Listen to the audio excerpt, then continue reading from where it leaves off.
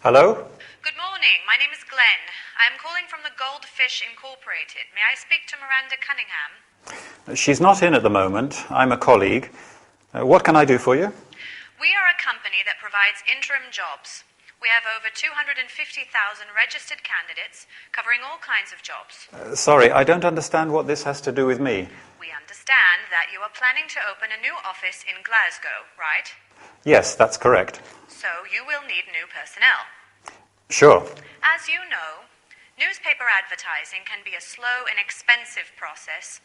Our job is to help you find new qualified personnel in a short time. I see. We can recommend career fairs and provide an effective recruitment service. We guarantee only high-achieving candidates. Thank you. It's not up to me to make a decision. As I said, Mrs. Cunningham is not in at the moment. I understand. Would you mind if I call again later this week? Not at all. Goodbye. Thank you for your time. Goodbye.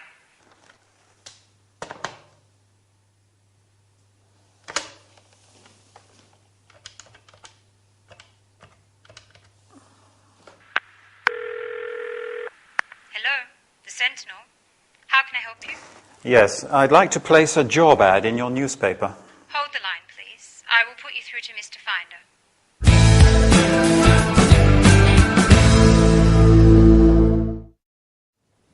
Hi, are you ready for a very useful workout?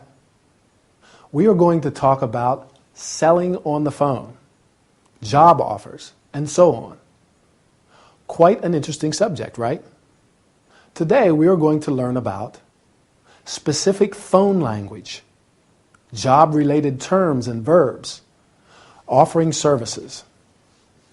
Al is in Miranda's office when the phone rings. As Linda doesn't answer, he picks up the phone. Can you remember who the caller is? Glenn from the Goldfish Incorporated. She says, "Good morning, my name is Glenn. I am calling from the Goldfish Incorporated. May I speak to Miranda Cunningham?" The Goldfish Incorporated is a company that provides interim jobs. Interim jobs are temporary jobs. They have over 250,000 registered candidates covering all kinds of jobs. Many companies today require personnel on a temporary basis. Glenn is calling because she has heard that they are planning to open a new office in Glasgow. And what do you need when you start a new business somewhere? Sure, new personnel. Finding new qualified personnel may not be easy, and newspaper advertising can be a slow and expensive process. That's why the company can help you find new qualified personnel in a short time. They also recommend career fairs and provide an effective recruitment service. Have you ever heard of career fairs?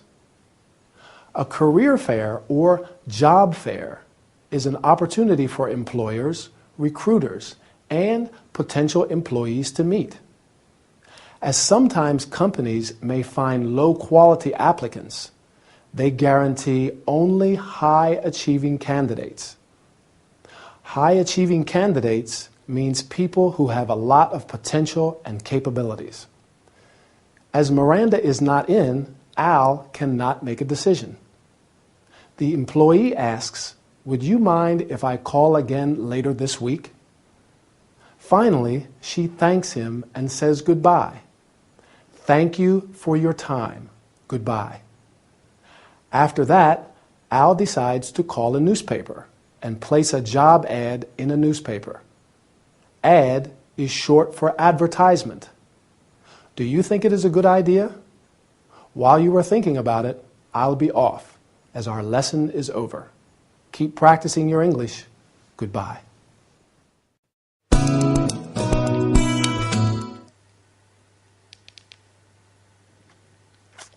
Oh, I almost forgot. Miranda is in court and has asked me to check her emails.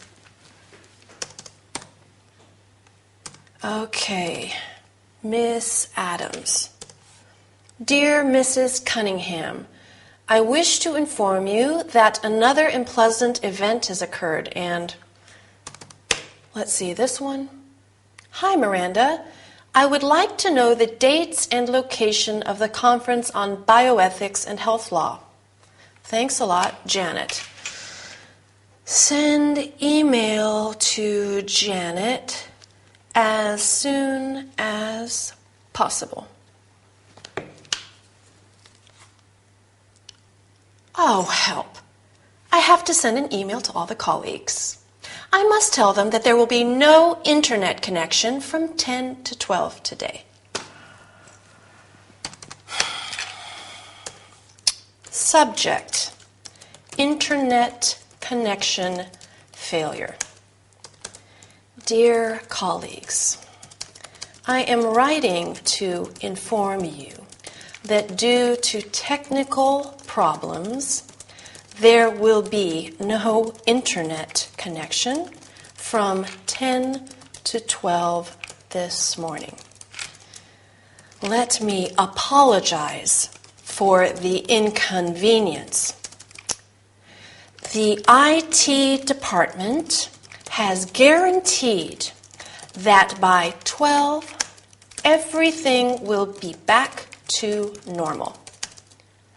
If you have any questions, please feel free to contact extension 335 IT Services. Thank you for your attention. Kind regards. Postscript.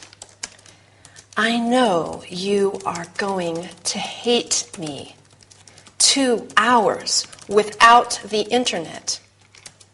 But it's not my fault.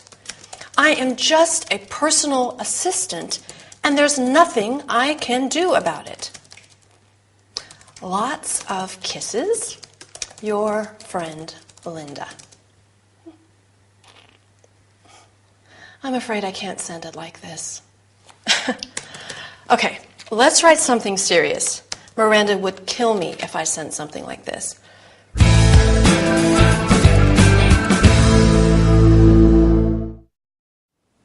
Welcome back to our business training session.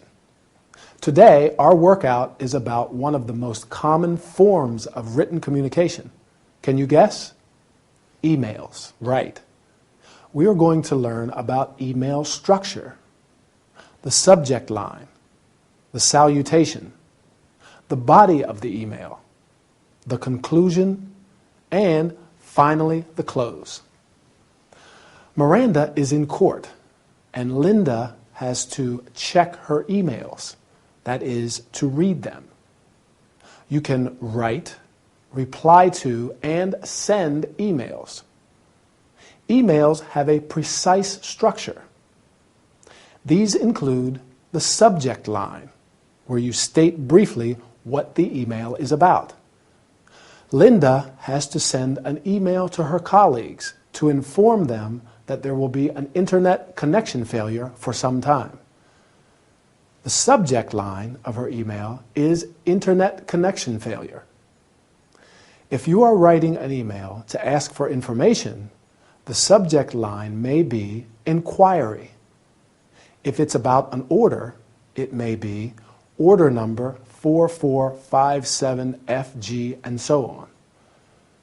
The subject line is important because it informs the recipients of the contents of your message. This is followed by the salutation, that is, the opening words. Dear colleagues, in this case, but you can also write hi, hello.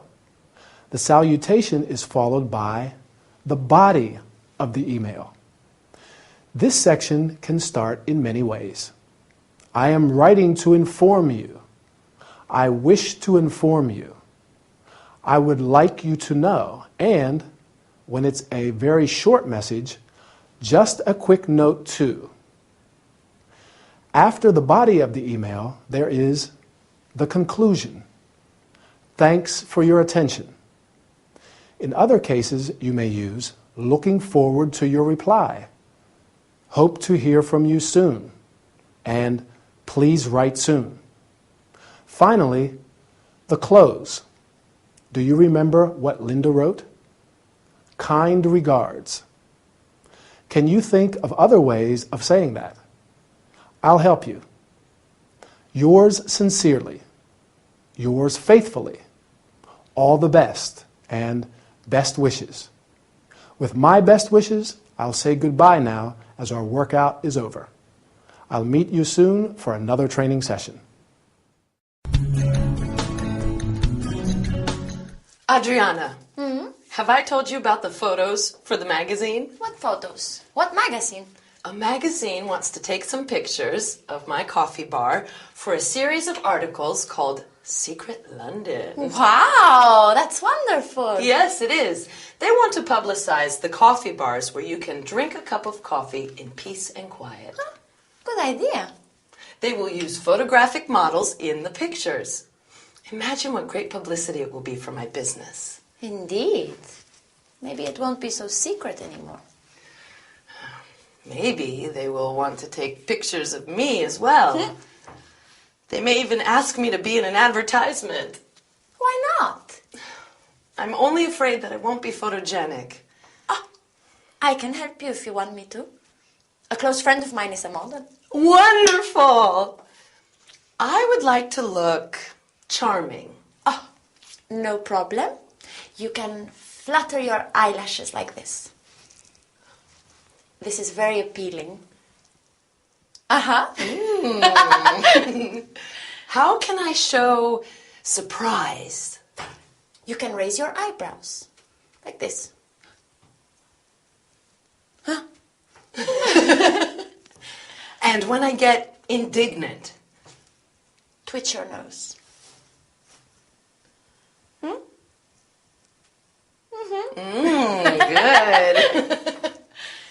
And what about self-satisfaction? That's my favorite one. You smirk. And if you are happy, you beam. One last thing. How do I show disapproval? Easy. You sniff. It's very effective. Well, I hope that's not necessary. Yeah.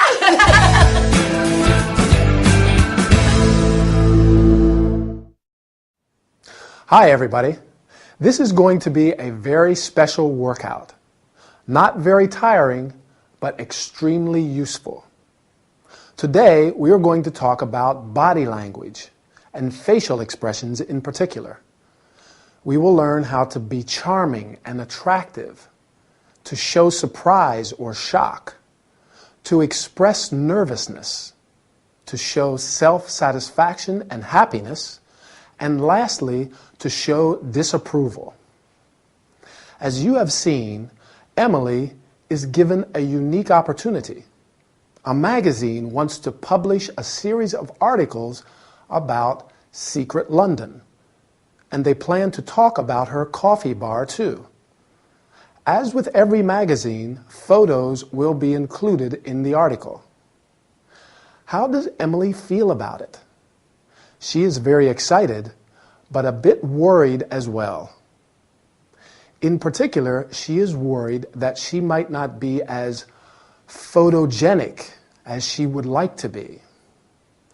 I think most of us have been disappointed about how we have come out in photos, right? Luckily, Adriana is there to help. First, Emily wants to be, remember? Charming, yes. When a woman wants to be charming and attractive, she flutters her eyelashes. Did I do that well? When fluttering her eyelashes at a man, a woman uses her charm and attractiveness to get on the right side of him. What do you do when you want to express surprise? Sure, You raise your eyebrows. You show surprise by moving your eyebrows upwards. When you get indignant, you can twitch your nose, which means to make a quick movement with your nose.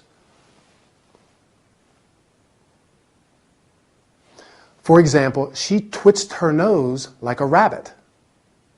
Sometimes you may wish to express satisfaction, so you can smirk. A smirk is a smile that expresses satisfaction or self-satisfaction. And when you are happy, you beam, sure. For example, she beamed with delight at his remarks. Finally, to sniff. To sniff at something means to wrinkle your nose in an unpleasant way, showing your low opinion of something or someone. Well, I hope you found this lesson interesting enough. Bye, and see you next time for another training session.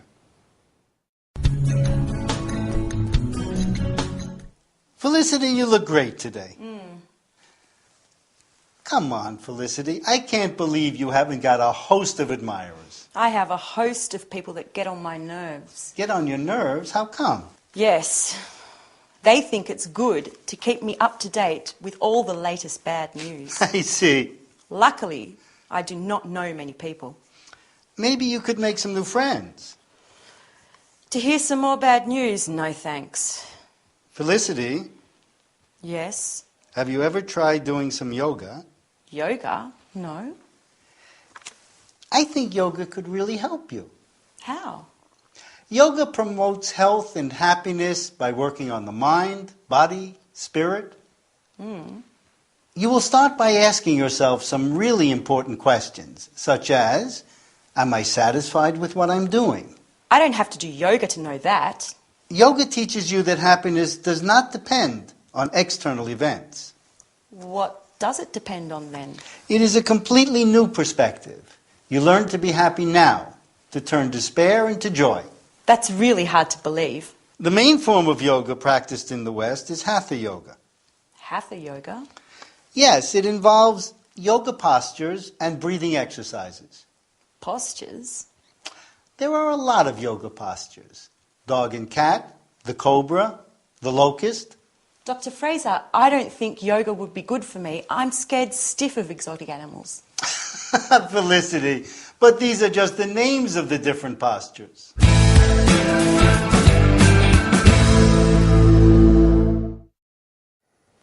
Hi. Today we are going to do a fantastic relaxing workout. One that will make you feel great even if you have had a very hard day. In fact, we are going to learn a lot of terms related to yoga and contemplation. Felicity is in Ray's room. She is not very happy, and Ray is doing his best to improve her morale. He proposes her to try yoga because yoga promotes health and happiness. He says yoga teaches you that happiness does not depend on external events. Happiness is the feeling of being in high spirits. Synonyms of happiness include joy, great happiness, bliss, perfect happiness, and delight. That means great pleasure, satisfaction. Opposites of happiness are unhappiness, sadness, and melancholy. As you have heard, yoga enables you to turn despair into joy.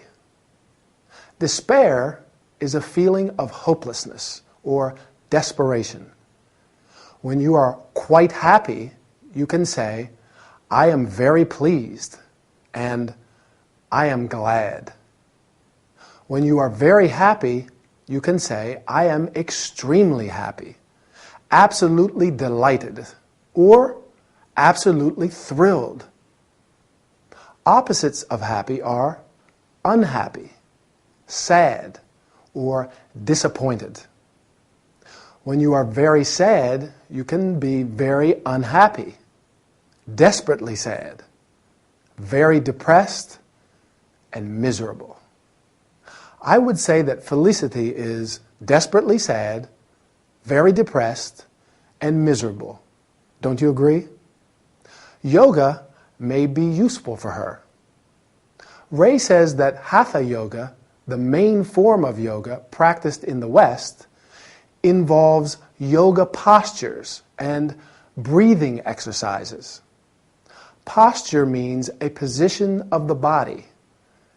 Breathing exercises are based on breath, the air taken into or expelled from the lungs. Ray mentions some yoga postures. Do you remember them? Right. Dog and cat, the cobra, the locust. They are simply the names of some postures, not, as Felicity thinks, real animals. I do hope you enjoyed this lesson and feel better too. Don't forget to practice your English. Bye, and see you next time. Look at the cinema listings. There are lots of nice movies showing. How do you know? I read the cinema reviews. This movie must be really unforgettable. We could go to the cinema if you want to. Why not? Today's Friday, right? Right. We better book seats then. Sure. Have you got a phone number? Let me see where this movie's showing. Here. 0871 971 5682. 0871 971 5682. 5682. How can I help you? Yes. I would like to book 2 tickets for tonight's showing. I am sorry, but I think you've got the wrong number. Oh. Okay. Bye. You must have given me the wrong number. I don't think so. You dialed the wrong number. Okay, try this one. 0871 971 5587. Okay. Thank you for calling the Apollo Leicester Square. For details about movies now showing, press 1. To book tickets, press 2. To talk to customer service, press 3. Oh, my. I hate all this. Thanks for calling the Apollo Leicester Square. Your call is in a queue. Please hold on until one of our operators is free. We are sorry to keep you waiting. Next time we go out to have pizza, okay? Pizza. Sure. This is Mary speaking. How can I help you? Yes, I'd want to book 2 tickets for tonight's showing at 8:30. Can you give me your name and credit card number, please? Oh, sure.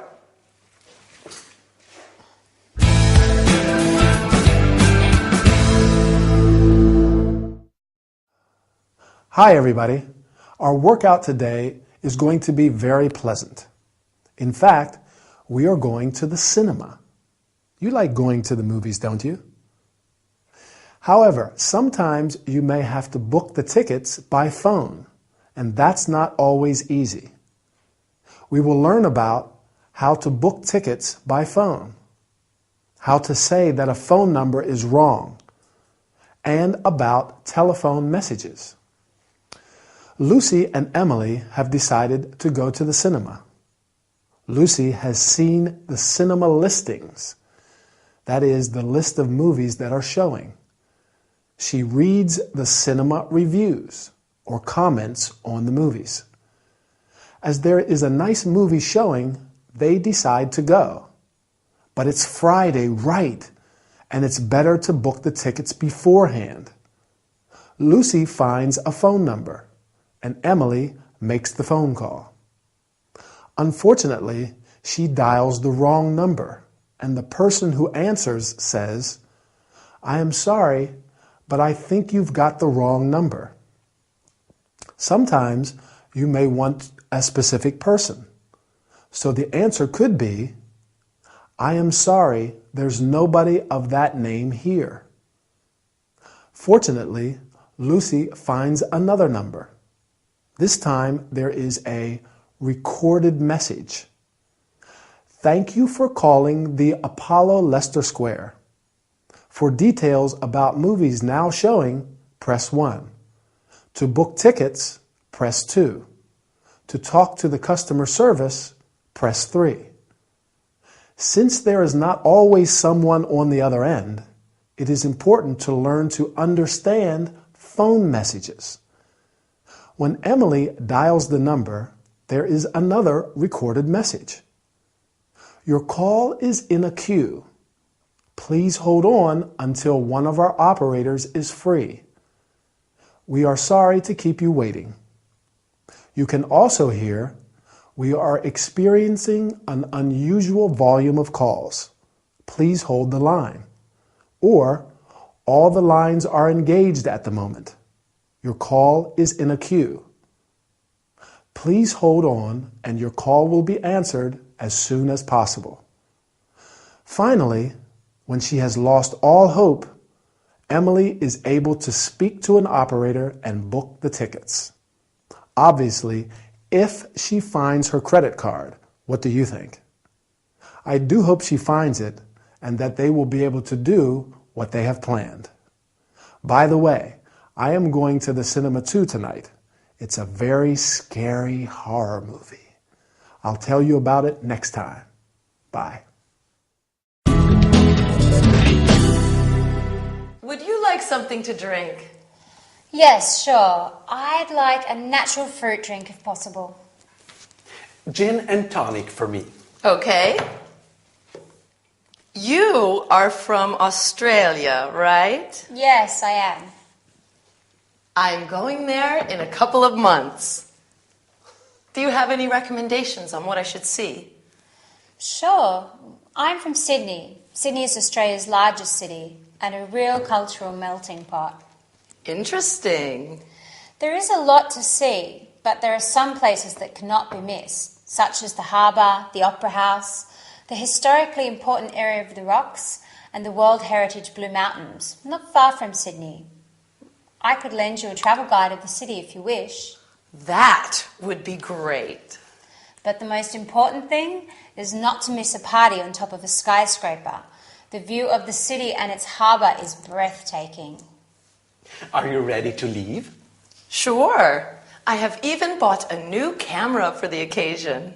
What I mean is visas, passports, insurance, and so on. Not really. It's essential to have such practical information prior to and during journeys to faraway places such as Australia. That's right. For instance, a visa is required of all visitors to Australia. How can I obtain the visa? I can't remember. Visa regulations change from time to time, so you'd better check on the internet. What about vaccinations? There are currently no specific vaccinations required. Thank goodness. Just one last suggestion. I don't wish to be impertinent, but perhaps it would be a good idea to have a new hairdo before you leave. What? A new hairdo. I am a hairdresser, and a new hairstyle is always important before important changes and experiences. Yes! That is a great idea!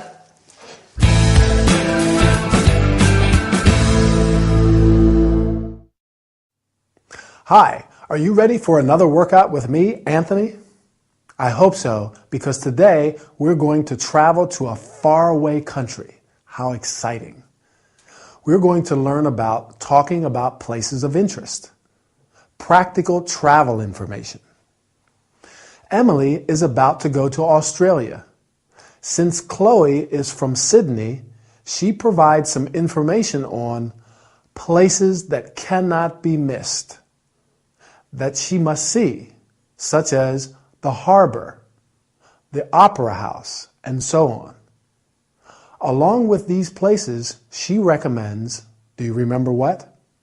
Sure, a party on top of a skyscraper, because the view of the city and its harbor is breathtaking. Breathtaking means of outstanding beauty. When you travel, there are many things to take into account.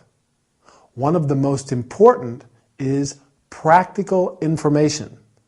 That is information related to visas, passports, insurance, and so on. This practical information is particularly important when traveling to faraway places, such as Australia. Far away means distant. First, you have to check if your passport is valid. Then you should check if a visa is required. Chloe says that a visa is required of all visitors to Australia. A visa is an official mark made in a passport which allows you to enter or leave a particular country. For example, you can say, I traveled to Argentina on a tourist visa.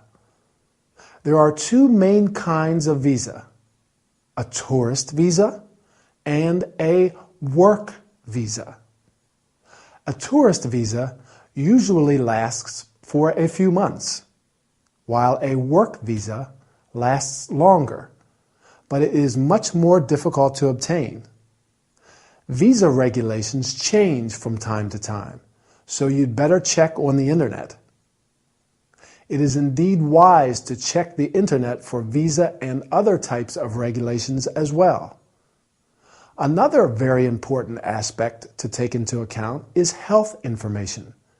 Are vaccinations required? A vaccination is a protection against a particular disease, usually by injection.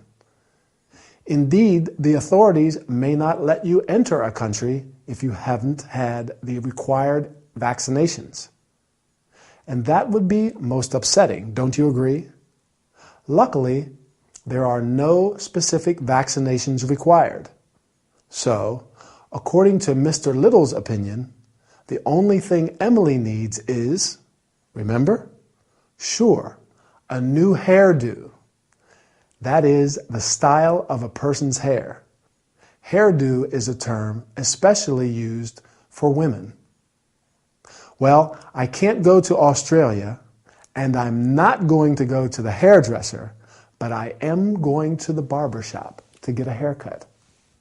Bye, and I'll see you soon in our next training session.